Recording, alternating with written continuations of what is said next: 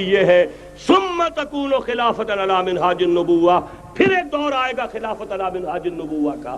یہ محمد الرسول اللہ کی نوید ہے، وہو صادق المصدوق، وہ سچے ہیں، ان کی صداقت پر خود اللہ گواہ ہے، لہذا وہ دور آ کر رہے گا، اس میں کسی بھی بندے مومن کے لیے کسی شک و شبے کی کوئی گنجائش نہیں۔ اگلی حدیث اگلی سنیے، اب جب یہ دور آئے گا تو عالمی ہوگا، جیو ورلڈ آرڈر نہیں ہوگا، جسٹ ورلڈ آرڈر ہوگا۔ یہ نیو ورلڈ آرڈر NWO، حقیقت میں جیو ورلڈ آرڈر ہے JWO، لیکن اسی کو بدلنا ہے جسٹ ورلڈ آرڈر آف اسلام، اور وہ گلوبل ہوگا۔ دو حدیثوں کا تذکرہ کر دوں۔ حضرت ثوبان حضور کے ایک آزاد شدہ غلام تھے، وہ روایت کرتے ہیں، مسلم شریف کی روایت ہے، یہ صحیحین میں فرماتے ہیں کہ حضور نے ارشاد فرمایا، ان اللہ زوالی الارض فرأیت مشارقها ومغاربها وان امتی سیبلغ ملکها ما زوی لی منها، رواہ مسلم رحمہ اللہ۔ حضور فرماتے ہیں اللہ تعالیٰ نے میرے لیے پوری زمین کو لپیٹ دیا، یہاں تک کہ میں نے اس کے سارے مشرق دیکھ لیے، سارے مغرب دیکھ لیے، اور سن لو مجھ سے، ٹیک اٹ فرام می، میری امت کی حکومت ان تمام علاقوں پر قائم ہو کر رہے گی جو مجھے زمین کو لپیٹ کر اور سکیڑ کر دکھا دیے گئے۔ گلوبل ہوگی کہ نہیں؟ دوسری حدیث سنیے، یہ پھر مسند احمد ابن حنبل کی ہے۔ حضرت مقداد ابن الاسود رضی اللہ تعالی عنہ فرماتے ہیں، حضور نے فرمایا، لا يبقى على ظهر الارض بیت وبر ولا مدر الا ادخله الله کلمۃ الاسلام بعز عزیز وذل ذلیل، اما يعزهم الله فيجعلهم من اهلها او يذلهم فيدونون لها۔ یہ ہے حدیث مسند احمد ابن حنبل کی۔ اور حضرت مقداد فرماتے پھر میں نے کہا اچھا تب تو ہو جائے گی وہی بات، وَيَكُونَ الدِّينُ كُلُّهُ لِلَّهِ، دین کل کا کل اللہ کے لیے ہو جائے گا۔ حدیث کا ترجمہ یہ ہے کہ حضور نے فرمایا، روئے زمین پر نہ کوئی اینٹ گارے کا بنا ہوا گھر رہے گا، نہ کوئی اونٹ کے بالوں کے بنے ہوئے کمبلوں کا خیمہ رہے گا جس میں اللہ تعالیٰ کلمہ اسلام کو داخل نہ کر دے۔ لیکن یہ داخلہ دو طریقے سے ہوگا، بعز عزیز و ذل ذلیل، یا صاحب عزت کے اعزاز کے ساتھ، یا کسی مغلوب کی مغلوبیت کے ساتھ، یعنی یا تو اللہ تعالیٰ ان کا اعزاز فرمائے گا اور وہ کلمہ اسلام کے خود قائل ہو جائیں گے۔ جب گھر والا خیمے والا اسلام لے آئے گا تو اسلام اس کے گھر میں داخل ہوگا، اس کو بھی عزت نصیب ہوگی۔ وَلِلَّهِ الْعِزَّةُ وَلِرَسُولِهِ وَلِلْمُؤْمِنِينَ، عزت و حق ہے اللہ کا، اس کے رسول کا اور اہل ایمان کا۔ اور اگر وہ اسلام قبول نہیں کرے گا تو یؤتُ الْجِزْیَةَ عَنْ یَدٍ وَهُمْ صَاغِرُونَ، چھوٹے ہو کر رہنا پڑے گا، جزیہ دینا ہوگا، اسلام کی بالادستی قبول کرنی ہوگی۔ بتائیے اس کے بعد بھی کوئی شک ہے؟ یہ ہے آسمانی نقشہ۔ یہ اللہ فرما رہے ہیں واللہ متم نورہ ویابی اللہ الا یتم نورہ لیظہرہ علی الدین کلہ ولو کرہ المشرکون، یہ اللہ کا فیصلہ ہے۔ ادھر یریدون لیطفئوا ہے، یہ زمینی نقشہ ہے۔ اب شکل کیا ہے؟ اب میں آپ سے عرض کر دوں کہ ان دونوں کے مابین جو خلا نظر آ رہا ہے، کوئی شخص یقین کے ساتھ نہیں کہہ سکتا کہ اب حالات کا کیا رخ ہوگا، اس لیے کہ ظاہر بات ہے قرآن مجید میں مستقبل کے بارے میں خود حضور سے کہلوایا گیا، وَإِنْ أَدْرِي أَقَرِيبٌ أَمْ بَعِيدٌ مَا تُوعَدُونَ، لوگوں مجھے معلوم نہیں ہے کہ جس بات کی تمہیں خبر دی جا رہی ہے وہ قریب آ چکا ہے یا دور ہے۔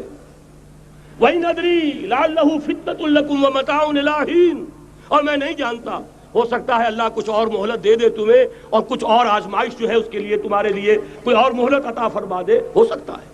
تو میں بھی کسی دعوے سے نہیں کہہ رہا، لیکن دو امکانات ہیں۔ امکان نمبر ایک کیا ہے؟ ابھی عالم اسلام کا ایک سالڈ بلاک ہے جو یہودی ورلڈ آرڈر کی نگاہوں میں کھٹک رہا ہے۔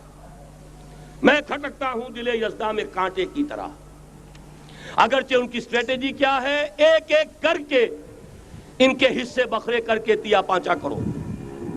ابھی وہ بلاک کون سا ہے؟ ایران ہے، افغانستان ہے، پاکستان ہے، اور روسی ترکستان سے آزاد ہونے والی جو ریاستیں ہیں، یہ ایک سالڈ بلاک ہے۔ یہ عجمی مسلمان عربی نہیں، عربی گئے، یہ نوٹ کر لیجئے، اس لیے کہ عربوں کو اللہ نے فضیلت دی تھی، محمد ان میں سے تھے صلی اللہ علیہ وسلم، یہ رتبہ بلند ملا جن کو مل گیا۔ لیکن ساتھ ہی اللہ نے دھمکی بھی دے دی تھی سورہ محمد میں، ان تتولوا یستبدل قوما غیرکم، اگر تم پیٹھ دکھا دو گے اس مشن کو جو ہم نے تمہارے حوالے کیا ہے، تمہیں ہٹائیں گے، کسی اور کو لے آئیں گے۔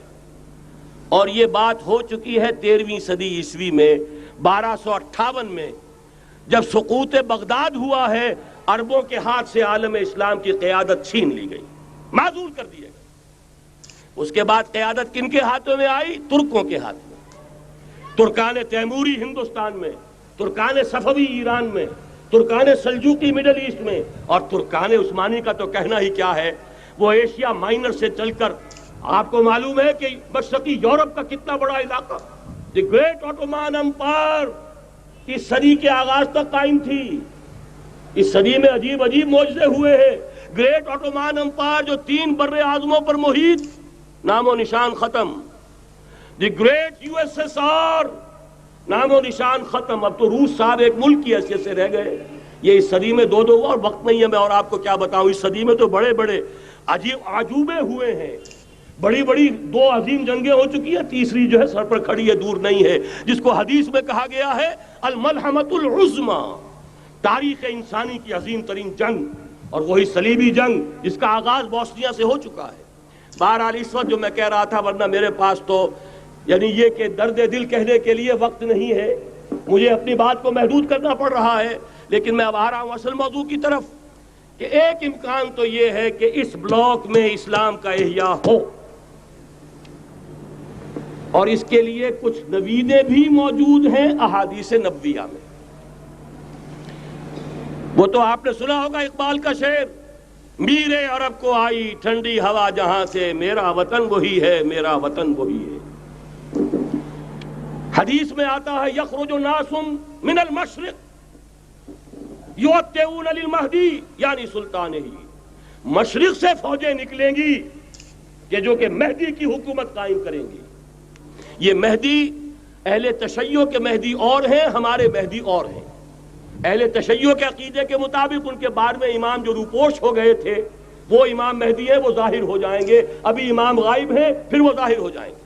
ہمارے نزدیک یہ مہدی پیدا ہوں گے یا ہو چکے ہوں، اور یہ ہوں گے حضرت فاطمہ کی نسل ہی سے رضی اللہ تعالی عنہا، لیکن عالم عرب کے اندر پھر ایک طاقت بن کر ابھریں گے، باطل کی قوتوں کے خلاف جہاد کریں گے، لیکن ان کو مدد آئے گی 2 طرف سے، ایک زمینی مدد آئے گی مشرق سے، ایک آسمانی مدد آئے گی، عیسیٰ ابن مریم کا نزول، حضرت مسیح علیہ السلام جو زندہ آسمان پر اٹھائے گئے تھے نازل ہوں گے، اور در حقیقت ان 2 مددوں کے نتیجے میں پھر یہود کا قلع قمع ہوگا، اور یہی گریٹر اسرائیل ان کا گریٹر گریو یارڈ بن کر رہے گا، عظیم تر قبرستان بن کر رہے گا۔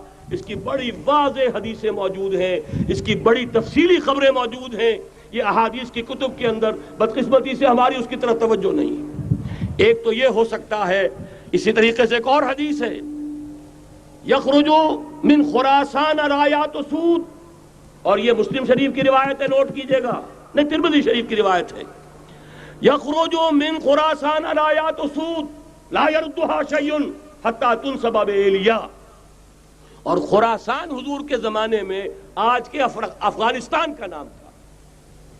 یہ افغانستان میں جو جہاد ہوا ہے، غلطیاں ہوئی ہیں اور غلطیوں کا خمیازہ بھگت رہے ہیں، یہ تو اللہ تعالیٰ کی سنت ہے جس میں اللہ نے صحابہ کو بھی ایگزمپٹ نہیں کیا، غلطی کی سزا دی ہے۔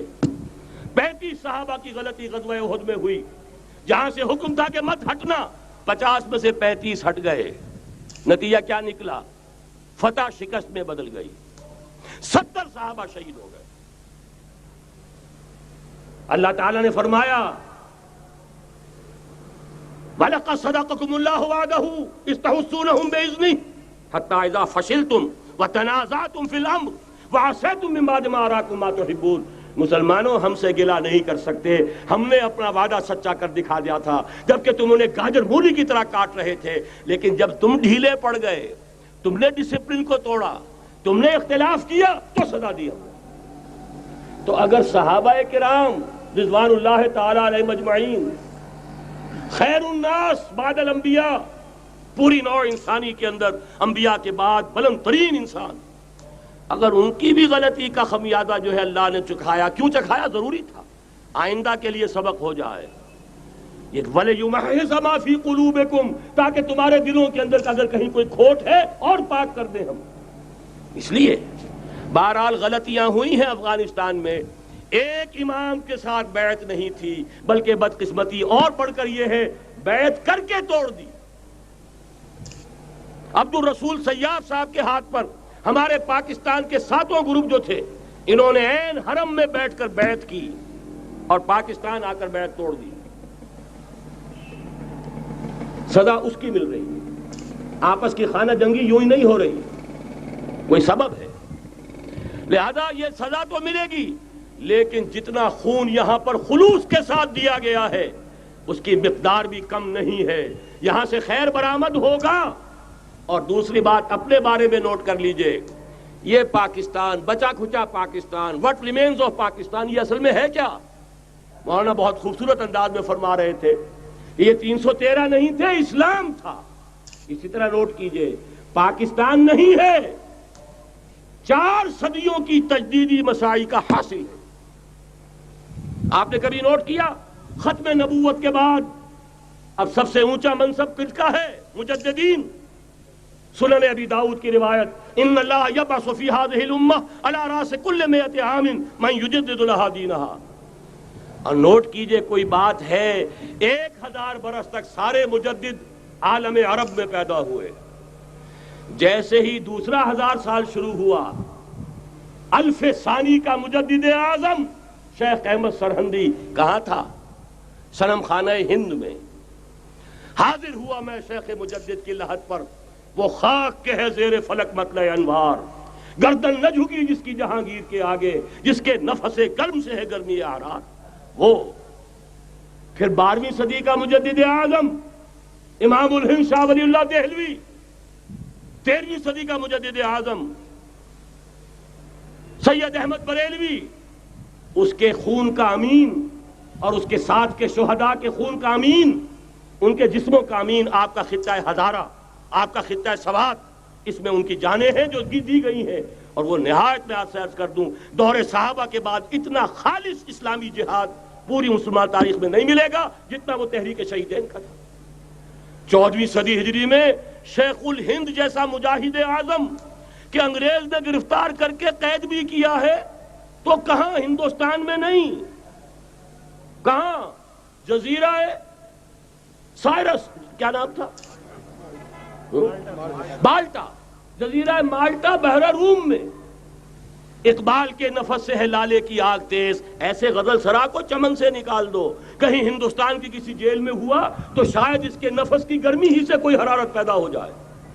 اور اسی صدی میں، 14ویں صدی ہجری میں، اقبال جیسا مفکر، اسی 14ویں صدی ہجری میں مودودی جیسا مصنف، اسی 14ویں صدی ہجری میں مولانا الیاس جیسا مبلغ رحمہم اللہ، عظیم شخصیتیں آج پورے عالم اسلام میں آپ کو تبلیغی دوست ملیں گے۔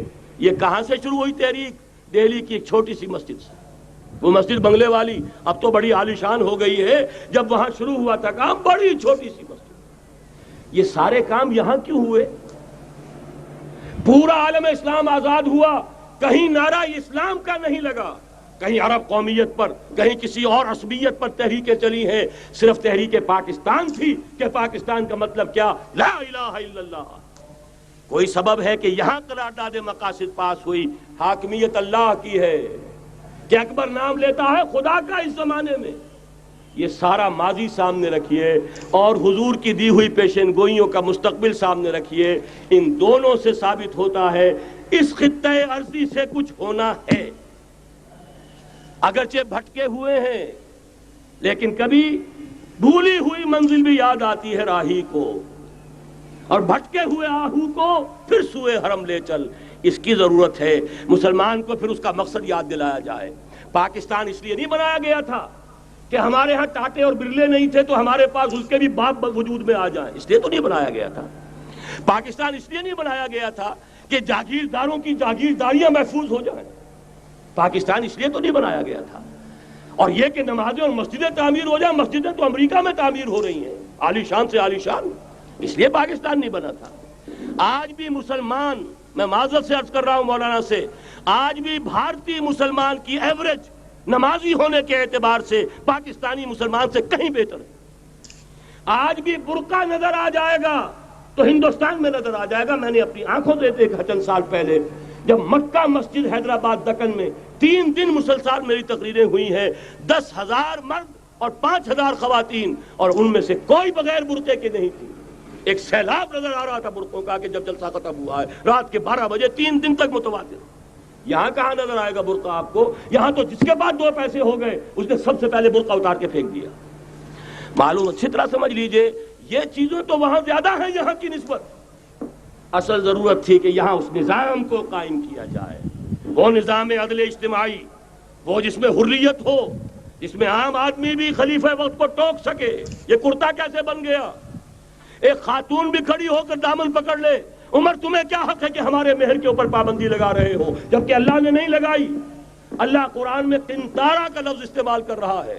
ڈھیروں سونا دے دے کوئی شخص اپنی بیوی کو مہر کے اندر، طلاق دیتے وقت اس میں سے کچھ نہیں لے سکتا، آپ کون ہوتے ہیں ہمارے حق کے اوپر پابندی لگانے والے؟ اور عمر نے کہا، آج ایک بڑھیا نے وہ اب عمر کو دین سکھایا، آرڈیننس واپس۔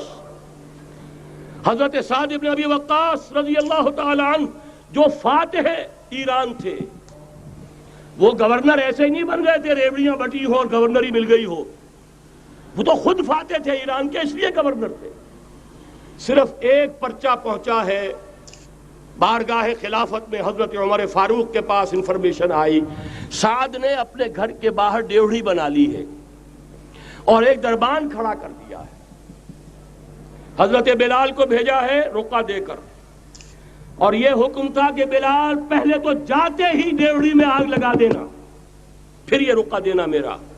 اور رقعے میں لکھا ہوا تھا، اے سعد، لوگوں کو ان کی ماں نے آزاد جانا تھا، تم نے انہیں اپنا غلام کب سے بنا لیا ہے؟ یہ دربان کھڑے کر دیا اپنے آگے۔ وہ حریت، وہ مساوات کہ جا رہا ہو خلیفہ وقت اور چارج لینے جا رہا ہے بیت المقدس کا، کوئی ذاتی علاج کے لیے نہیں جا رہا، سیر و سیاحت کے لیے نہیں جا رہا، چارج لینے کے لیے بالکل سرکاری وزٹ ہے، آفیشل وزٹ ہے، اسٹیٹ وزٹ ہے۔ اور حال کیا ہے؟ 700 میل کا فاصلہ طے کرنا اور ایک اونٹنی، کوئی انٹوریج نہیں، کوئی خدم و حشم نہیں، کوئی جمبو جٹ بھرے ہوئے نہیں، کچھ نہیں، ایک اونٹنی، ایک خادم۔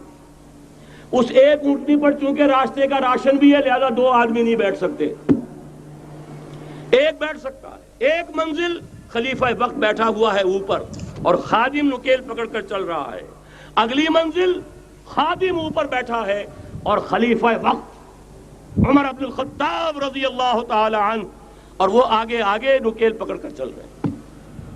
یہ نظام چاہیے آج نوع انسانی کو۔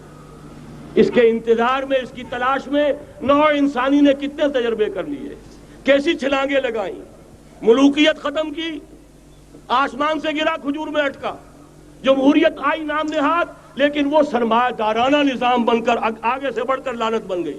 پہلے جاگیردار مسلط تھا، اب سرمایہ دار اور کارخانے دار مسلط ہو گیا۔ اس سے نکلنے کے لیے زور لگایا، کمیونزم کی طرف گئے، چھلانگ لگائی، اب ایک پارٹی ڈکٹیٹر بن کر بیٹھ گئی۔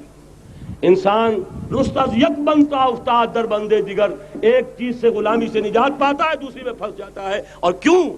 کہ وہ نظام عدل اجتماعی جو محمد عربی کو دے کر بھیجا گیا تھا، اس کے کسٹوڈین سوئے ہوئے ہیں، اس کے کسٹوڈینز کو اندازہ ہی نہیں۔ یہ نسخہ تو ہمارے پاس تھا، ہمیں عمل کرنا تھا اور دنیا کے سامنے پیش کرنا تھا۔ پاکستان بنایا اس لیے گیا تھا کہ ہم اس کا ایک نمونہ دنیا کے سامنے پیش کریں گے۔ قائد اعظم نے فرمایا تھا کہ ہم یہ چاہتے ہیں کہ پاکستان کی صورت میں عہد حاضر میں اسلام کے اصول حریت و اخوت و مساوات کا ایک نمونہ قائم کر کے دکھائیں۔ کہاں ہے وہ؟ بھٹک گئے، سو گئے۔ بہرحال اب بھی وقت ہے، جب تک سانس تب تک آس۔ میرے عزیز نے تو ڈرایا ہے اور صحیح ڈرایا ہے۔ اللہ تعالیٰ نے 25 برس انتظار کیا تھا، پہلے عذاب کا کوڑا پھر مارا ہماری پیٹھ پر۔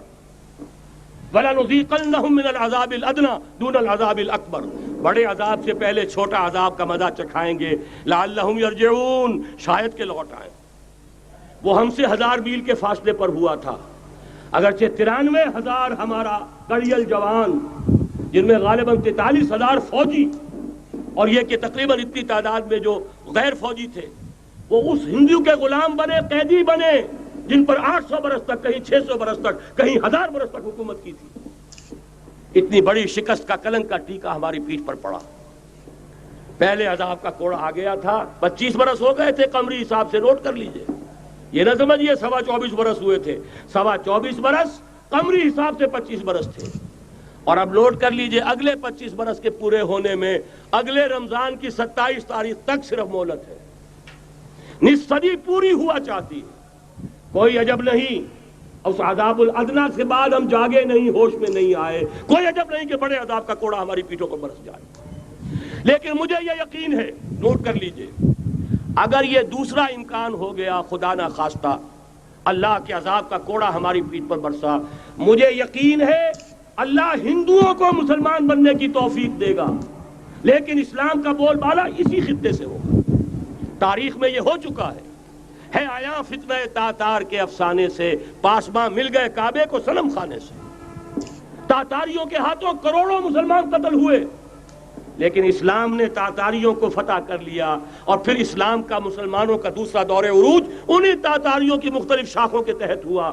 وہ تاتاری ہی تو تھے، وہ سارے ہورس، ٹرکش ہورس، ترکان تیموری، ترکان صفوی، ترکان سلجوقی، ترکان عثمانی، وہی تو سٹاک تو وہی ہے آیا فتنہ تاتار کے افسانے سے، پاسباں مل گئے کعبے کو صنم خانے سے، اس لیے کہ حضور نے فرمایا مشرق سے ہوگا، یہاں سے فوجیں چلیں گی، تو کوئی عجب نہیں۔ بہرحال یہ دو امکانات ہیں، لیکن اس کا فیصلہ تیرے ہاتھوں میں ہے، دل یا بدن، سیدھی بات۔ اگر تو اب بھی ہم ٹھیک ہو جائیں، جاگ جائیں، ہوش میں آ جائیں، قوم یونس کی طرح توبہ کر لیں، تو بغیر عذاب کے کوڑے کے رحمت خداوندی ہم پر سایہ کرے گی۔ اگر ہم نہ جاگے تو وہ عذاب کا کوڑا آئے گا۔ یہ نہیں میں کہہ سکتا ان ادری قریب بعید ما توعدون، یہ میں نہیں کہہ سکتا، یقین کے ساتھ جانتا ہوں کہ آئے گا، لیکن یہ کہ اس کے بعد بھی یہیں سے بول بالا ہوگا۔ اگر ہمارے ذریعے نہیں تو ان کے ذریعے سے، جو ہمیں شکست دے کر پھر اسلام قبول کر لیں گے، لیکن کیوں نہ پہلے ہی راستے پر چلنے کی کوشش کریں۔